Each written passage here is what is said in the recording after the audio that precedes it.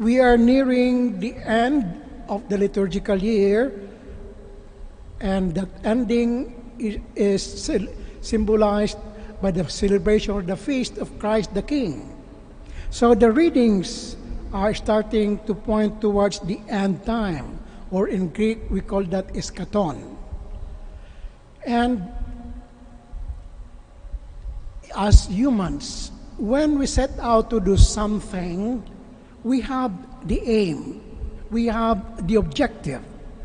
If we don't have an objective, we will go anywhere. We can't go direct to that objective. And as followers of Christ, the fundamental objective is to be with God, with the Father. And in the gospel, we are being reminded again that the end time will arrive. We don't know when. It will come suddenly. So we have to prepare for that.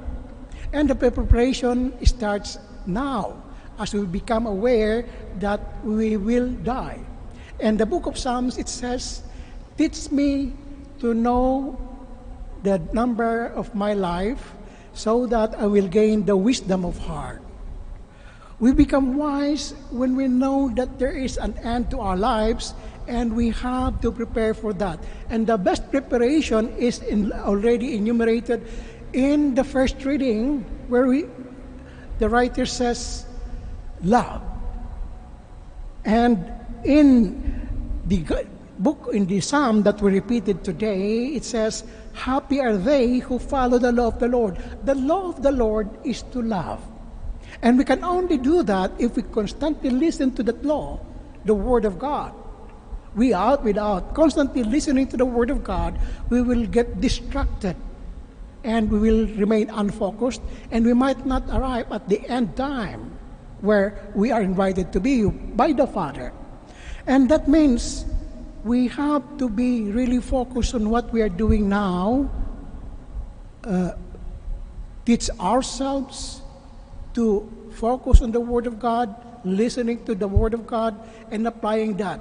And the best way to love is to give ourselves totally to the other. That was shown by Jesus by what the theologians would say, the kenotic love, or surrender.